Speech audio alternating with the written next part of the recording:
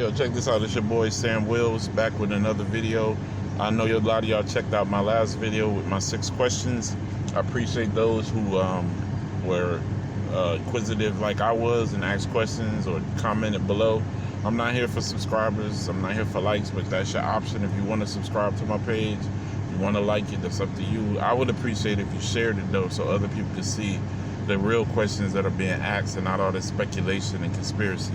So check this out. In the last video, I asked 6 pertinent questions, but I'm gonna come another way this video, and I'm gonna give you my view on what I think really happened. I think Nipsey was killed either in the barbershop, and they had to do something to make it look good for the people, because I think the LAPD had something to do with killing Nipsey, or a rival gang had something to do with Nipsey. But either way, if the LAPD would have had something to do with killing Nipsey and the people would have found out, LA would be burnt down right now. If a rival gang killed Nipsey and the 60s found out, it would be bloodshed all over the Los Angeles area right now. So somebody had to get involved to make this assassination look like something that it wasn't.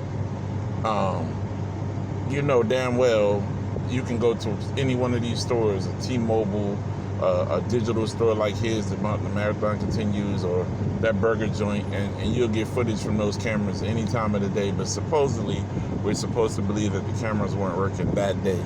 And even if they weren't working in front of the store, they weren't working in a digital shop, or all digital shop. Okay. None of the cameras, other than the TMZ camera across the street. We're stupid. So if you were able to answer my questions from the first video, it kind of helps you understand this video where I have my opinion about what happened to Nipsey. The only people who could get away with killing Nipsey in Los Angeles, they had to make it look like it would be somebody from the 60s, right? Or that used to be in the 60s, that is about snitching. That's this big thing, right? So I call you a snitch, I come back, I kill you, everything's cool. That's like a cover story for what really happened. Something happened to Nipsey. Either it was by the LAPD killing him, either the LAP hiring somebody to kill him, or a rival gang killed Nipsey. And Los Angeles knew that if any one of those stories got out the truth, they would have burnt that city down. So they had to play, what do you call it, catch up or masquerade or whatever the word is, to hide the fact that this man was killed, whatever way he was killed. And then they had to do it for us, so we, would be able to have something in our head to say, oh yeah, well, if somebody said I was a snitch, I would kill him too. But if that's not what really happened, now you start asking questions, because there's too many things that are not being answered. Like, why can't we see one shot of Nipsey and his brother? Why can't we see a shot of his mother at the store? Why can't we see anything like that? Why can't we find out?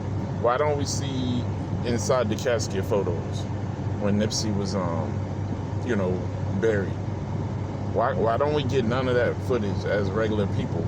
You could tell me somebody had a funeral with a closed casket, or whatever the case was. Even if you had an open casket, you could tell me whatever you want to tell me, but that don't have to mean that's how it happened. Somebody killed Nipsey, and I don't believe it was that brother either, Eric Holder. I think he's the scapegoat, just like when they killed Malcolm. Somebody else pulled the trigger. Somebody probably on the roof. See, they never told us the angles from which Nipsey got shot. So for us to believe that Eric Holder was just two-gun, that as goofy as he looked and as goofy as he was walking, that he just pulled out 2 ratchets and hit Nipsey 10 times in like 5, go, come back, and he hit this man 10 times in 10 shots. I just don't believe it. I just really don't believe it.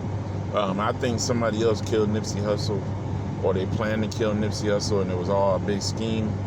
I don't know if it's related to that plaza or not, but I do believe that it may be incorporated in the plaza. LAPD has been behind trying to get Nipsey out of that plaza for years, and for him to finally be able to purchase that plaza is like a spit in their face. So I'm sure they had something to do with that. Either the LAPD killed Nipsey, or a rival gang killed Nipsey.